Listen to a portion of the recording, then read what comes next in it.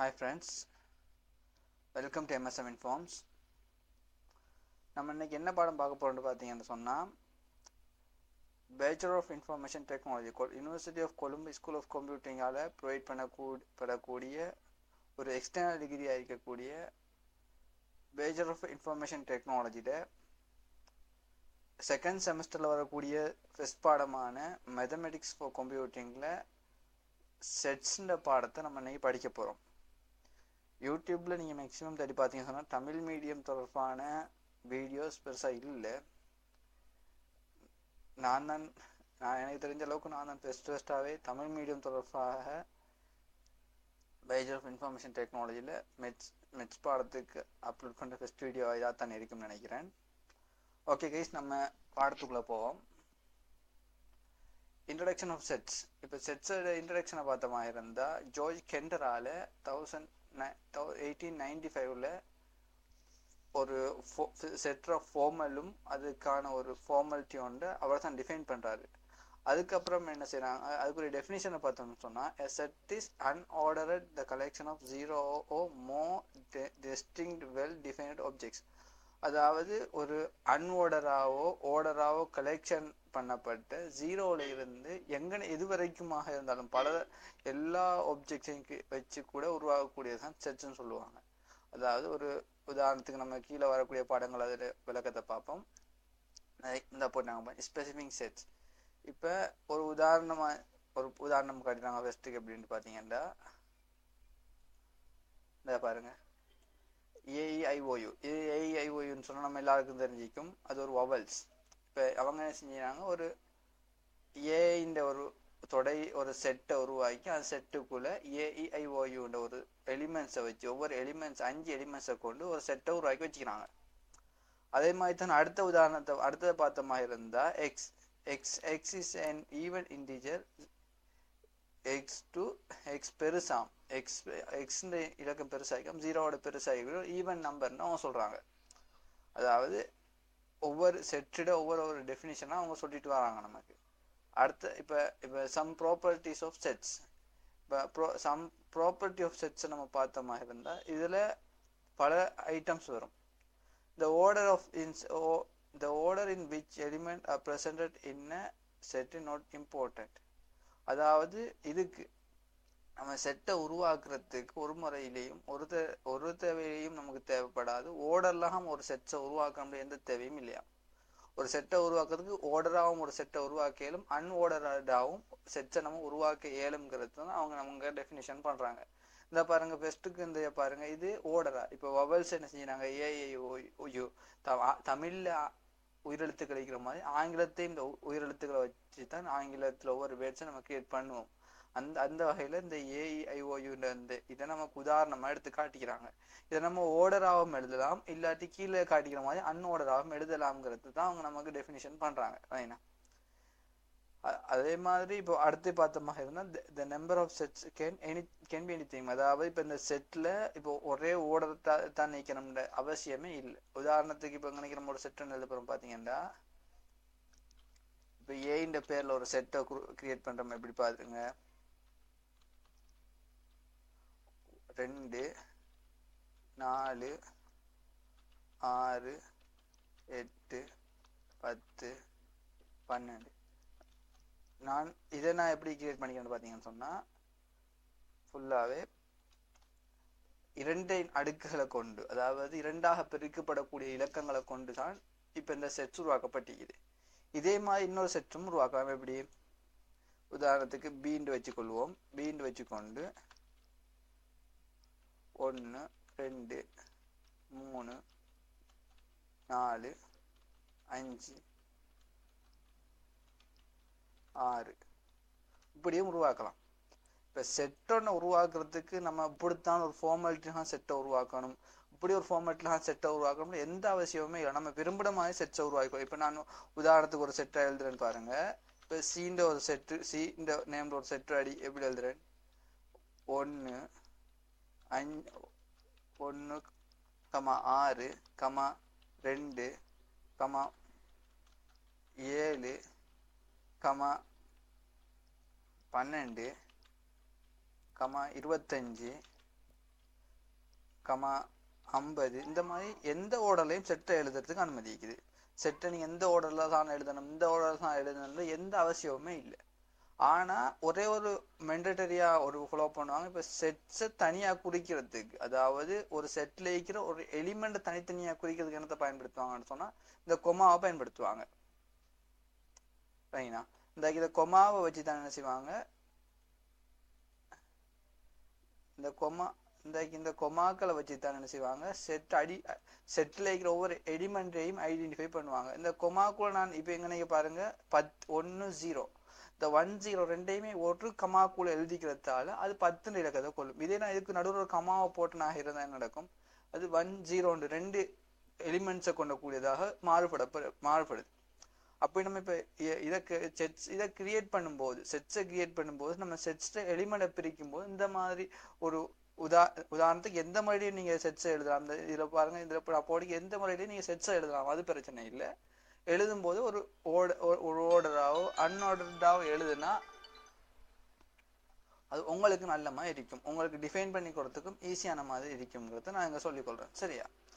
இப்ப அடுத்து அதே படத்துல பாருங்க, இந்த பாருங்க இந்த செட், அதாவது இப்ப இதுல பாருங்க எஃப்ன்ற இதுல 2 AEIOAU, அதாவது இங்க நினைக்கிற இந்த செட் ரோங்கான செட். ஏன்னு சொன்னா ஒரு செட்டை 2 தடவைகள் அந்த செட்ல உள்ள ஒரே ஒரு எலிமெண்ட் 2 தடவை ஒரு செட்ல வர இயலாது. அதான் சொல்லிக்கிறாங்க is incorrect since as a repeat, அதாவது இங்கனைக்கு ஏங்கிற அந்த இந்த இது ரிப்பீட் ஆகுனதால தான் என்ன சொல்லிக்கிறாங்க, இந்த செட்டை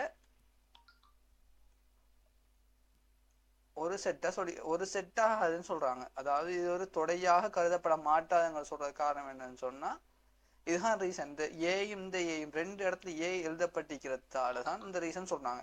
அதே மாதிரி இங்கனைக்க கூட நான் 2 4 6 8 10 எழுதிக்கிறேன், இங்கனைக்கு 1க்கு கமா போட்டு 2 எழுதுன்னு சொன்னா இது கூட செட்டா கருதப்படாது. அப்படித்தான் அந்த செட்ற டிஃபினிஷன் எழுதும்போது நம்ம ஒரு செட் கிரியேட் பண்ணா கூட இதை கொஞ்சம் கருத்தை கொள்ளுங்க. நீங்க கட்டாயம் இதெல்லாம் நோட்ஸா எடுத்துக்கொள்ளுங்க, அது உங்களுக்கு மிகவும் பிரயோசனம் அடையக்கூடியதாக இருக்கும். அடுத்து சம் கமெண்ட்ஸ் ஆஃப் செட்ஸ். இப்ப இவ்வளவு நேரம் நம்ம செட்ஸை எப்படி உருவாக்குறது, செட்ஸ் என்னங்கிறத ஒரு ஃபார்மாலிட்டி, எப்படி செட்ஸை உருவாக்குறது, செட்ஸோட டெஃபினிஷன் என்னங்கிறத பார்த்தோம். இப்ப என்ன செய்றாங்க, இப்ப இந்த செட்ல இதெல்லாம் நம்ம ஓஎல்லையோ படித்திருந்தீங்க படித்தர மாட்டாங்க.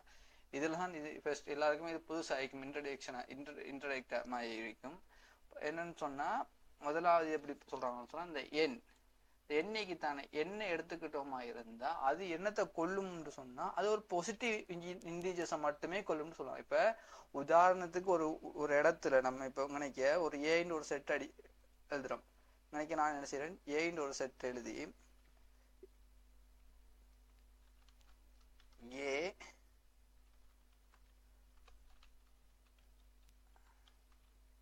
1 2 4 5 6 7 ஒரு செட் எழுதிட்டேன். எழுதிட்டு அடுத்து ஏ எழுதுறேன் அப்படின்னு சொன்னா ஏ கோமா என் இப்படி எழுதுறேன்னு சொன்னா நீங்க என்ன நினைப்பீங்க, இப்ப நான் ஏ கமா என் எழுதிக்கிறேன் சரியா. ஆனா மேல என்ன செஞ்சுக்கிறேன், ஏன்ற தொடைய மட்டும் தான் நான் எழுதி வச்சுக்கிறேன், என்னென்ன தொடைய காணவே இல்லை. அப்படி சொன்னா நீங்க என்ன நீங்க நினைப்பீங்க, இது என்னத்துக்கு இவர் சும்மா ஏ என்னையும் பக்கத்து போய் எழுதிக்கலாம். ஆனா என்ன இது டெஃபினிஷன் என்னன்னு பாத்தீங்கன்னு சொன்னா ஏ இருக்குதானே, இந்த ஏக்கு இருக்கிற எலிமெண்ட்ஸ் தானே அது எல்லாமே இது. இப்ப நினைக்கிற நம்ம இப்படி எழுத போறோம்னு பாத்தீங்கன்னா இப்ப உதாரணத்துக்கு ஒரு தொடரா எழுதும்போது எப்படி என்ன செய்வாங்கன்னு சொன்னா கடைசி ஒரு கமாவை போட்டுட்டு டொட் டொட் டொட் 3 டொட் வச்சுட்டாங்க. 3 டொட் வச்சுட்டோம்னா இது அப்படி தொடர்ந்துட்டே போகும். ஏங்கிற தொட எங்கெல்லாம் எது வரைக்கும் தொடர்ந்துட்டு போகும், பாசிட்டிவ் இன்ஜினியரா தொடர்ந்துட்டு போகும்னு நினைச்சுக்கொள்ளுங்க. அப்படி பார்த்தமாக இருந்தா இது சரியாகும். ஓகேடா, இதே இடத்துல அதுதான் நீங்க டெஃபினேஷன் சொன்னாங்க அப்படின்னு சொன்னா இப்ப என்னங்கிற தொடைக்கு தானே என்னங்கிற தொட அது எப்படி டெஃபினிஷன் பண்ணப்பட்டீங்கன்னு சொன்னா அது பாசிட்டிவ் இன்டிஜரா தான் இருக்கும். ஒரு இடத்துல எங்க சரி என்னங்கிற ஒரு தொடையை நமக்கு என்னங்கிற டிஃபைன் பண்ணாங்களா இருந்தா இப்ப என்னன்னு போட்டு இப்ப இன்னைக்கு உதாரணத்துக்கு ஒரு இடத்துல என்னன்னு போட்டு இப்ப என்னன்னு போட்டு n equal A B C D இப்படி போட்டு தந்தாங்களாக இருந்தா கமா போட்டு கமா போட்டு போட்டு காட்டினாங்களாக இருந்தா அதுக்கு நம்ம எடுத்துக்கொள்ள அப்படி சொன்னா என்னங்கிற அந்த தொடையினுடைய அந்த இது என்னத்தை கொள்ளும்னு சொன்னா எலிமெண்ட்ஸ். அதுல எலிமெண்ட்ஸ் என்ன? ஏபிசிடி, அதாவது சிம்பிள் இங்கிலீஷ் லெட்டர்ஸ் தான் இது தொடர்ந்து வரப்போகுதுன்னு நம்ம டிஃபைன் பண்ணலாம். இதே இடத்துல சும்மா என்னென்று ஒரு இடத்துல தந்தாங்களா இதை நம்ம நினைச்சுக்கணும். எப்படின்னு சொன்னா எப்படி இந்த எண்ணுங்கிறத குறிச்சிக்கிறாங்க எடுத்துக்கணும்னு சொன்னா பாசிட்டிவ் இன்டீஜர்ஸை டிஃபைன் பண்றதுக்காக வேண்டித்தான் இந்த எண்ணின் குறியீட்டை தந்திக்கிறாங்க நம்ம நினைச்சுக்கொள்ளணும். அதே மாதிரி ஜெட்டை எடுத்துக்கொண்டோமாக இருந்தா இது set of integer. Set of integer சொன்னா இதுல பாசிட்டிவ் நம்பர்ஸும் வரலாம், நெகட்டிவ் நம்பர்ஸும் வரலாம், அதாவது பிளஸ் நம்பர்ஸும் வரலாம், மைனஸ் வரக்கூடிய நம்பர்ஸும் வரலாம். அந்த பாருங்க உதாரணம் போட்டு காட்டினாங்க -1 -2 இங்கால -3 -4 இங்கால கூட்டிட்டு போகும் இப்படி இங்கால சைடுக்கு. அதே மாதிரி இங்கால இங்கால என்ன செய்யும் 1 2 3 4 இங்கால அப்படி கூட்டிட்டு போகும். அதுதான் அவங்க சொல்லி காட்டுறாங்க இந்த செட் ஆஃப் இன்டீஜர் ஈக்குவல் -2 -1 அப்படி அந்த தொடர்ல போகும். அதாவது இப்ப எங்கன்னா சரி எண்ணுக்கு நான் எப்படி டெஃபினிஷன் சொன்னனோ அதே மாதிரி ஜெட்டுமிக்கு தானே, ஜெட்டும் அதே மாதிரி தான்.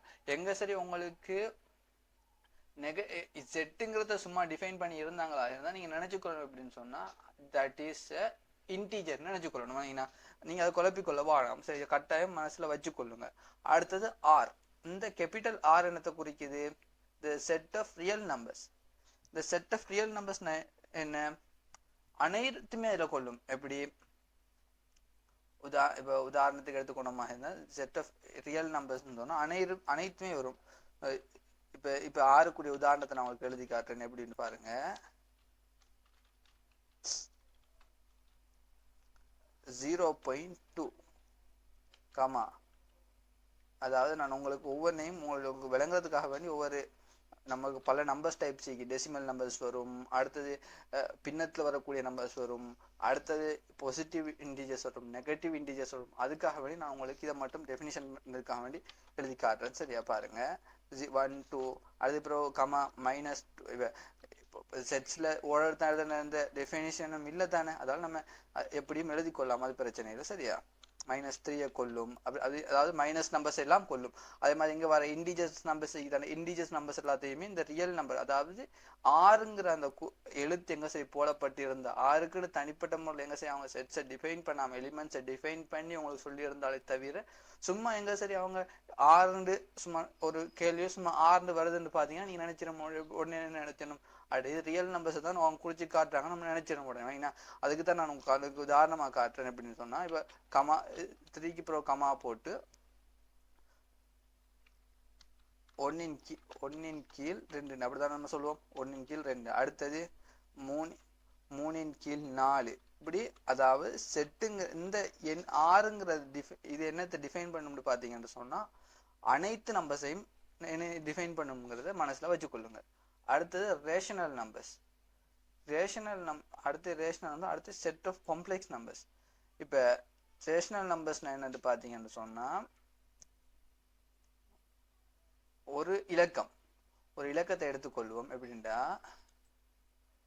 உதாரணத்துக்கு ஒரு இலக்கம் எப்படி டிஃபைன் பண்ணுவாங்கன்னு பாத்தீங்கன்னா உங்களுக்கு உதாரணம் ஒன்று போட்டு காட்டுறேன். கியூவிக்கு தானே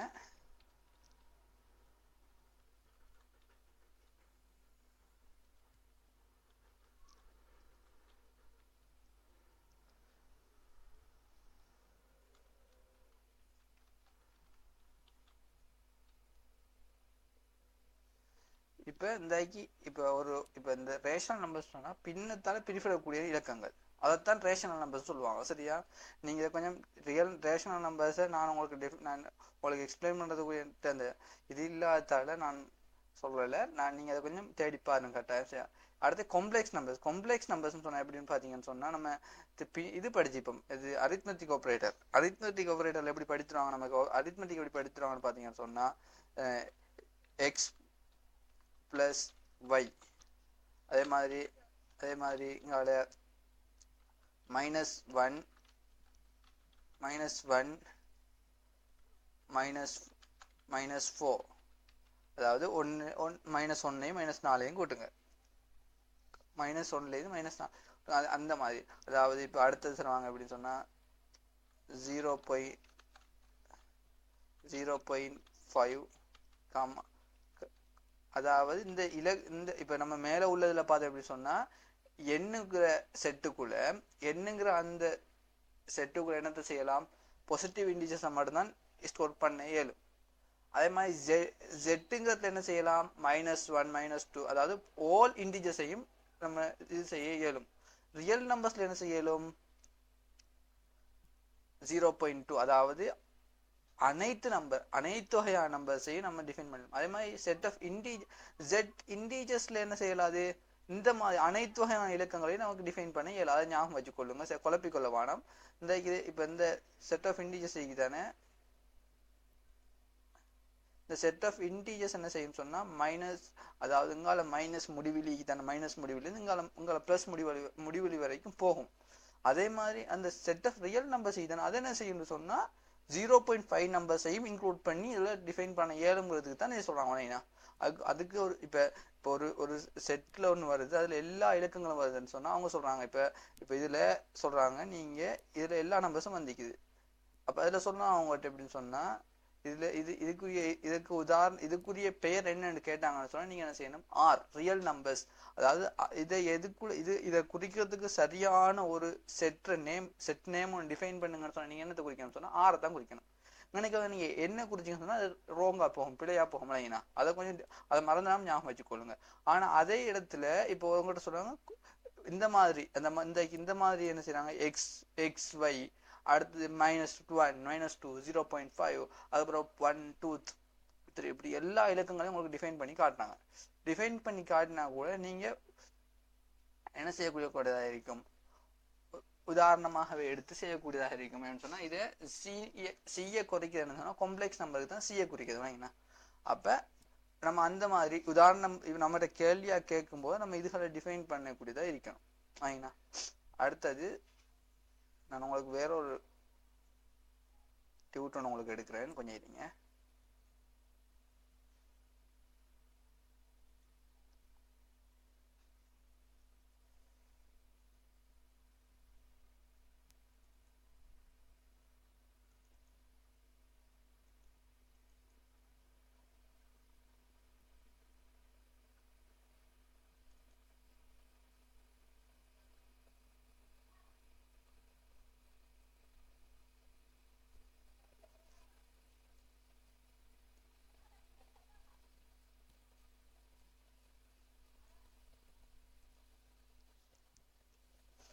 இதுல பாருங்க, இதுல உங்களுக்கு இதை பாருங்க, உங்களுக்கு நல்ல ஒரு கொஞ்சம் ஒரு ஐடியாலஜி ஒன்று வரக்கூடியதா இருக்கும். பாருங்க இதுல பாருங்க, இதுக்கு ஒரு செட் ஆஃப் நேச்சுரல் நம்பர்ஸ் சொல்லிடுறாங்க, அதாவது இன்டிஜர்ஸ் சொல்லுவாங்க. அதுக்கப்புறம் என்ன செட் ஆஃப் இன்டிஜர்ஸ் நம்பர்ஸ் சொல்லிடுறாங்க. அடுத்தது Z+க்கு அங்கனைக்கு நீங்க ஜெட்ன்னு எடுத்தீங்கன்னு சொன்னா ஹோல் செட் ஆஃப் நம்பர்ஸ் வரும். சரி, அங்கனைக்கு எப்படி நமக்கு உதாரணம் காட்டிடுறாங்க, செட்ன்னு எடுத்தோம்னு சொன்னா ஆல் இன்டிஜர்ஸ் வரும். அதே இங்கனைக்கு எப்படி செட் பிளஸ்ன்னு எடுத்தோம்னு சொன்னா only positive numbers, set minus போட்டோம்னா இருந்தா ஒன்லி மைனஸ் நம்பர்ஸ், அப்படி எடுத்துக்கொள்ளணும். அடுத்தது என்ன, ரேஷனல் நம்பர்ஸ். அதாவது இங்கனைக்கு எப்படி குறிப்பாங்கன்னு சொன்னா பிய, அதாவது ஒரு இப்ப எப்படி குறிக்கிறாங்கன்னு பாத்தீங்கன்னா உங்களுக்கு டெஃபினிஷன் நல்லா ஞாபகம் வச்சுக்கொள்ளுங்க. பிடிக்கு தானே, பி ஒரு ஜெட் நம்பரா, ஜெட் நம்பர்னா என்ன, ஒரு செட் பிளஸ் இல்ல ஜெட் நம்பர் சொன்னா என்ன, இன்டிஜர் நம்பர். சரிங்களா, ஜெட்டுங்கிறது ஒரு இன்டிஜர் நம்பராம். சரியா, அதே மாதிரி கியூங்கிறது என்னையா, ஒரு இன்டிஜர் நம்பருக்குள்ள சாருமாம். இந்த இப்ப நடுவில் வந்து இ ஷேப், இந்த இ ஷேப்லாம் நான் உங்களுக்கு பிறகு நமக்கு பாடத்துல வரும், நான் உங்களுக்கு படித்தாரேன். சரியா, அப்ப பிக்கு தானே, பிங்கிறது இன்டிஜர் நம்பருக்குள்ள அடங்கக்கூடிய ஒன்றாம். அதே மாதிரி கியூவும் என்ன செய்யுமாம், இன்டிஜர் நம்பருக்குள்ள அடங்கக்கூடிய ஒன்றாம். ஆனா கியூ ஒரு காலமுமே 0 ஆகாதான். அதாவது இங்க பிங்கிறது கியூக்கு தானே, கியூவால பிய பிரிக்க முடியும்ங்கிறது காட்டுறாங்க. அதுதான் சரியா, பிக்கு தானே இந்த பியால கியூவால பிரிபடக்கூடிய ஒரு இலக்கம் தான் பி. சரியா, அதே இடத்துல அது என்னவாகாது, கியூங்கிறது 0 ஆகாது. எப்படி இப்ப உங்களுக்கு எப்படி உதாரணம் எடுத்துக்கொள்ளணும் இருந்தா பாத்தீங்கன்னு சொன்னா, இப்ப 1 2ஆல பிரிக்கலாம். 1 2ஆல பிரிச்சா என்ன பிரிபடுமா, 0.5. சரியா, இது வருமா, இது வராது. ஏன் வராது? இது ஒரு இது ஒரு இன்டிஜர் இலக்கமா? அன்னைக்கு அவங்க மென்ஷன் பண்ணாங்க, எப்படி மென்ஷன் பண்ணிடுறாங்க பாருங்க.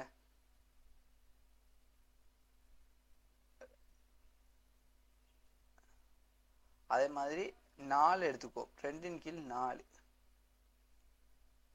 2 4 பிரிச்சு எத்தனை முறை? 2 முறை. ஏன்னா இது சரி.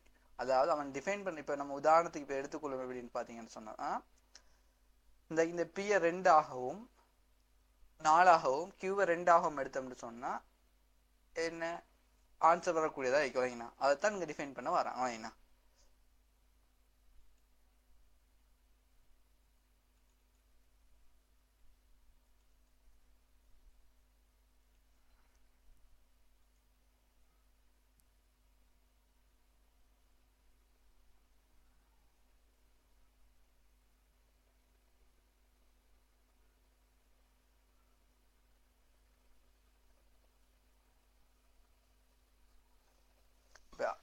அடுத்து இந்த நோட்டேஷன் எல்லாரும் பார்த்துக்கொள்ளுங்க. சரியா? இப்போ இந்த நோட்டேஷன்ல என்ன அர்த்தம்னு பார்த்தீங்கன்னு சொன்னா, இந்த இங்க ஏக்கு இன்னைக்கு தானே, இந்த ஏ என்ற எலிமெண்ட் தானே, அது ஏங்கிற எலிமெண்ட் இந்த ஏங்கிற தொடைக்குள்ள அடங்கக்கூடிய ஒன்று. அதாவது இது எப்படி சொல்றேன்னு சொன்னா, இந்த ஏங்கிற எலிமெண்ட் தான், இந்த ஏங்கிற எலிமெண்ட் இந்த ஏங்கிற செட்டுக்குள்ள அடங்கக்கூடிய ஒன்றுனா அவங்க சொல்றதுதான் இந்த, அதாவது இந்த அடங்கக்கூடிய ஒன்றுன்னு சொல்றதுக்கு தான் இதை சொல்றாங்க. இல்லைங்களா? இதுக்கு எப்படி சொன்னா பிலாங்ஸ் டுன்னு சொல்லுவாங்க. இப்ப என்ன உதாரணத்தின் மூலம் நான் விளங்கப்படுத்தேன்னு பாருங்க. அப்படின்னா ஏ 1 2 3 4 5 போட்டேன். இப்ப நான் சொல்றேன், இப்ப நான் எழுதுறேன் எப்படின்னு சொன்னா 6, இதுக்கு நம்மகிட்ட குறியீடு இல்லை, நீங்க அது குறியீடை நம்ம கேபிட்டல் ஈய போடுவோம் சும்மா உதாரணத்துக்கு, அந்த குறியீடுக்காக வேண்டி நான் போடுறேன் ஏ என்று போடுறேன். இது சரியா ஆகுமா? ஆகாது. ஏன்னு சொன்னா இந்த பிலாங்ஸ் டு சொல்றது என்னத்துக்கு பாத்தீங்கன்னு சொன்னா, அந்த நோட்டேஷன் பயன்படுத்துறது இந்த எலிமெண்ட்டுக்குள்ள உள்ள ஒரு, இந்த செட்டுக்குள்ள உள்ள ஒரு எலிமெண்ட் தான் இதுங்கிறத டிஃபைன் பண்றதுக்காக வேண்டி தான் இந்த எலிமெண்ட்டை பயன்படுத்துவாங்க, இந்த ஈங்கிற எலிமெண்ட்டை பயன்படுத்துவாங்க. சரிங்களா? இந்த பாருங்க, அதாவது இப்ப இந்த 6 இலக்கமிக்கு தானே, அதே நான் இதுக்கு சரியான கேட்டா இது பிள்ளை. இதே நான் ஒண்ணு எழுதுறேன் அப்படின்னு சொன்னா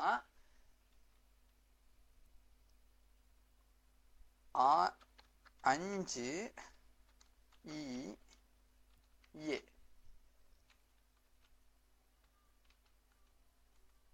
இப்ப இது சரி, இது பிழை, சரியா? இத நல்லா ஞாபகம் வச்சுங்க, இது பிழை.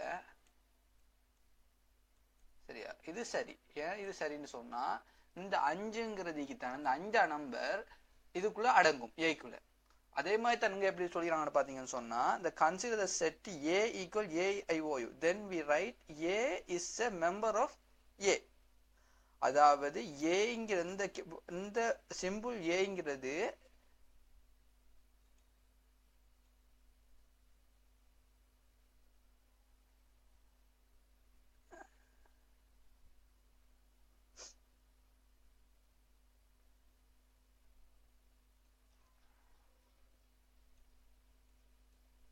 இந்த சிம்பிள் ஏக்கு தானே, இந்த சிம்பிள் ஏ எதுக்குள்ள அடங்குமாம்? ஒரு மெம்பராம், ஏயினுடைய ஒரு மெம்பரா இருக்குன்னு சொல்றாங்க. அதாவது இந்த இது என்னத்துக்கு சொல்லுவாங்க? Belongs to A. பிலாங்ஸ் டுன்னு சொல்ற அர்த்தத்துக்கு தான் இதை பயன்படுத்துறாங்க. அப்படின்னு சொன்னா நீங்க எங்க சரி, இப்ப பின்னுக்குள்ள பாடங்களை நமக்கு கட்டாயம் உதாரணம் தேவை வேண்டி வரும். அப்ப நான் உங்களுக்கு விளங்கப்படுத்துறேன் பாருங்க. அதே மாதிரி தான் ஒரு உதாரணம் உங்களுக்கு சொல்லி காட்டுறேன். அப்படின்னா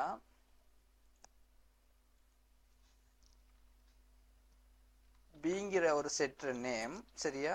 B A A B C D E comma போட்டு டொட் டொட் டொட் டொட். சரியா? போட்டு நான் இப்ப என்ன செய்யறேன், நான் எழுதுறேன். இப்ப டொட் டொட் டொட் போட்டதுக்கான அர்த்தம் என்னன்னு பாத்தீங்கன்னா என்ன, இப்போ இந்த டாட் போட அர்த்தம் என்ன? ஏபிசிடி எது வரைக்கும் தொடரும்? ஜெட் வரைக்கும் போகும். அதாவது இதுல முடிவு காண்ற வரைக்கும் இது போகக்கூடியதா இருக்கும் அர்த்தம். சரியா? இப்ப நான் எழுதுறேன் எப்படின்னு சொன்னா, பி பிலாங்ஸுக்கு நான் இதை பயன்படுத்த சொல்லியிருந்தேன். சரியா? Belongs to B. அதான் உங்களுக்கு குழப்பம். நான் எழுதுறேன் எஸ். எஸ்ங்கிறது என்ன செய்யுமா?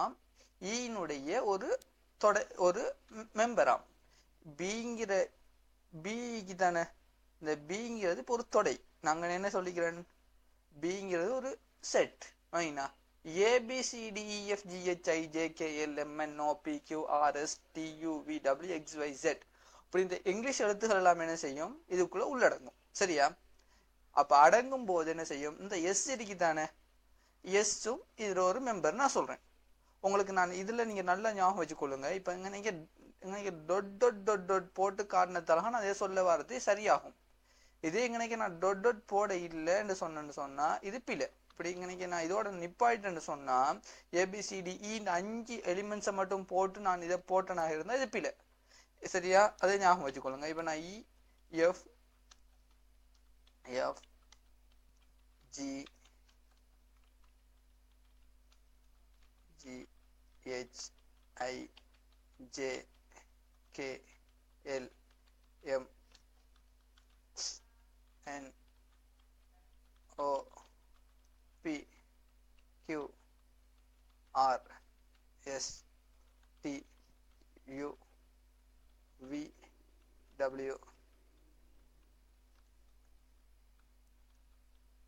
NOPQRSTUVWX டைப் ஆக மாட்டேங்குது. இதோட முடிச்சுக்கொள்ளும். சரியா? அப்ப நான் என்ன டைப் பண்ணிக்கிறேன்? ABCDFGHIJKLMNOPQRSTUV வரைக்கும் எழுதிக்கிறேன். இந்த இதுக்குள்ள வர அனைத்து இலக்கங்களுக்குள்ள தான் இந்த எஸ்ஸும் வருது. இதே இடத்துல நான் எஸ் இல்லாம ஜெட் அது பிழை. சரியா? இதுக்கு என்ன குறியீடு பயன்படுத்துவாங்கன்னு பாத்தீங்கன்னா சொன்னா இந்த குறியீடு. அதாவது ஒரு இலக்கம் இப்ப நான் நினைக்க எழுதுறேன் அப்படின்னு சொன்னா அந்த இத குறியீடை காட்டுறதுக்கு ஒன்றுமே இல்லாம இருக்குது. சரியா? நான் உங்களுக்கு என்ன செய்யறேன்? நான் இப்படி காட்டுறேன். சரியா? இப்படி இந்த மாதிரி தானே ஒரு ஷேப் வருது, வெட்டி வெட்டி தானே வருது. அதனால அந்த ஷேப்பை போட்டு காட்டுறேன் உங்களுக்கு. சரியா? ஜெட்டுங்கிறது பியினுடைய இது இல்லை. அதாவது நீங்க நல்லா ஞாபகம் வச்சுக்கொள்ளணும். ஃபர்ஸ்ட்டுக்கு என்ன, ஏங்கிறது ஒரு எலிமெண்ட், ஒரு தொடையினுடைய ஒரு எலிமெண்ட் காட்டுறதுக்காக வேண்டி, ஒரு தொடையினுடைய ஒரு எலிமெண்ட், ஒரு செட்டினுடைய ஒரு எலிமெண்ட் இதை சொல்றதுக்கு நம்ம என்ன செய்வோம்? இதை பயன்படுத்துறோம். இந்த இதை உதாரணம் வச்சு இதுதான் இந்த எழுத்தை பயன்படுத்தும், இந்த குறியீட சிம்பிளை பயன்படுத்தும் போது என்ன செய்யும்? பிலாங்ஸ் டு இதை குறியீடை பயன்படுத்தும் போது என்ன டிஃபைன் ஆகுதுன்னு சொன்னா, இந்த ஏங்கிற இந்த சிம்பிள் ஏங்கிறது இந்த கேபிட்டல் ஏங்கிறடைய மெம்பர் எலிமெண்ட், அதாவது இந்த செட்டினுடைய மெம்பர் தான் இதுன்னு சொல்றோம். அதே மாதிரி அது கீழே வாங்க, பிங்கிறது ஏ நொட்டு இதான் இது நாட் பிலாங்ஸ் டு அர்த்தம். அதாவது நாட் பிலாங்ஸ் டு இந்த அர்த்தமே இதுதான். அதை ஞாபகம் வச்சுக்கொள்ளுங்க.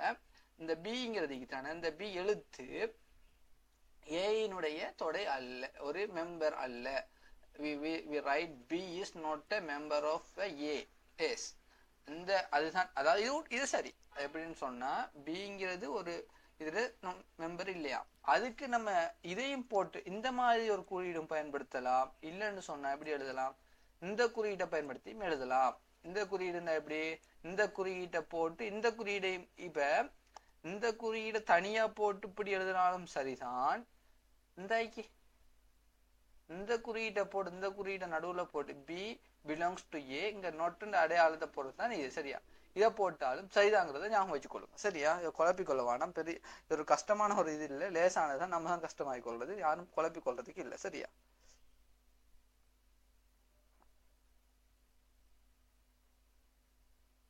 இதெல்லாம் படிச்சுட்டோம்.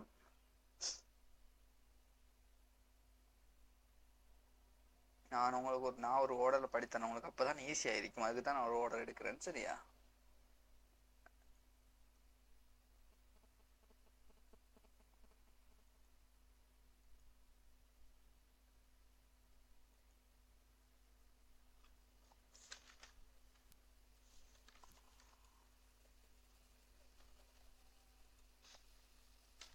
நம்ம அடுத்தது பார்க்க போறோம்னு சொன்னா சப்செட். நம்ம கார்டினாலிட்டியை பார்த்துட்டே போயிடுவோம் சரியா. கார்டினாலிட்டிக்கு தானே இந்த கார்டினாலிட்டி என்னன்னு பார்த்தீங்கன்னு சொன்னா, இப்போ இந்த கார்டினாலிட்டியின் அர்த்தம் என்னன்னு பார்த்தீங்கன்னா இதான் கார்டினாலிட்டி. இந்த இந்த இந்த ரெண்டு கோடையும் தான் கார்டினாலிட்டி சொல்லுவாங்க. இந்த கார்டினாலிட்டி எப்போ பயன்படுத்துறதுக்கு இந்த கோட்டை பயன்படுத்தி ஈக்குவல் போட்டு ஃபைண்ட் போட்டோம்னு அர்த்தம் என்னன்னு சொன்னா the number of elements is set to call it cardinality of set. இப்ப இந்த ஏ இந்த செட்டுக்குள்ள எத்தனை எலிமெண்ட் இருக்குது? 1 2 3 4 5. அதுக்கு தான் அதாவது இந்த ரெண்டு கோட்டையும் போட்டு ஏ நடுவுல போட்டு ஈக்குவல் போட்டு 5 போட்டோம்னு சொன்னா என்ன அர்த்தம்னு சொன்னா இந்த ஏ இந்த தொடைக்குள்ள 5 எலிமெண்ட்ஸ் இருக்குன்னு அர்த்தம். அதாவது ஏ கார்டினாலிட்டி ஆஃப் ஏ செட்ஸ் 5 அர்த்தம். அதுக்கு தான் இதை பயன்படுத்துது. இப்போ உதாரணத்துக்கு நினைக்க எழுதுறேன் சரியா.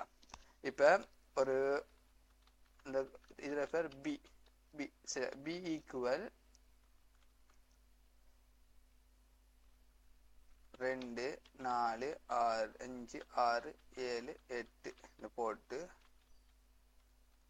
போட்டேன். அடுத்தது எழுதுறேன். அடுத்து இப்ப எழுதப்பேன் அப்படின்னு சொன்னா B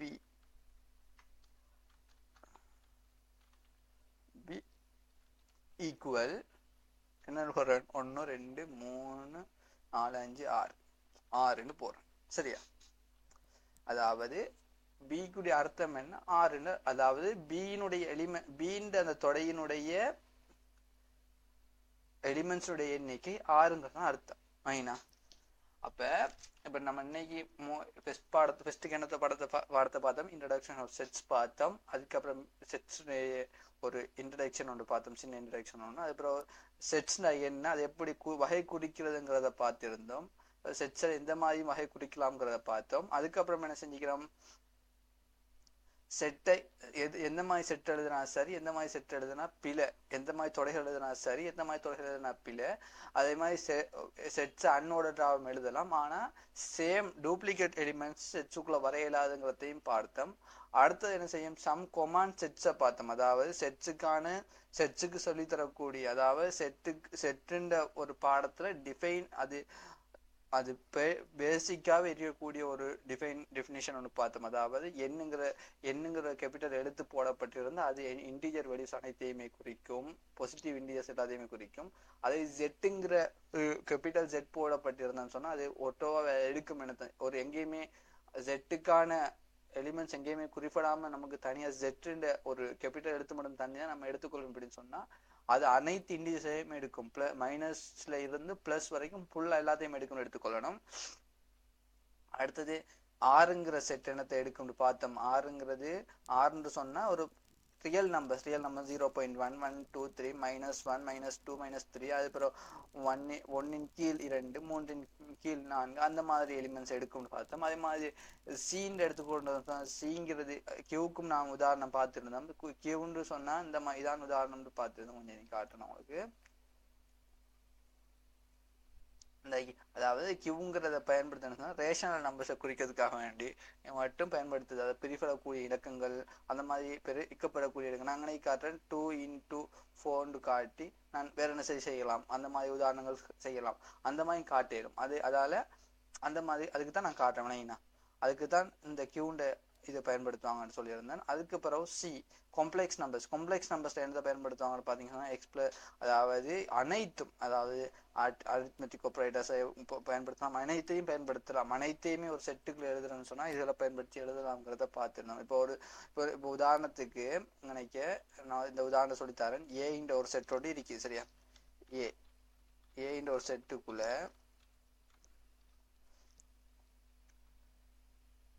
எக்ஸ்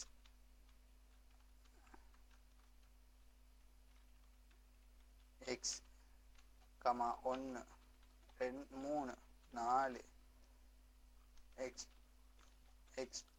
plus 6,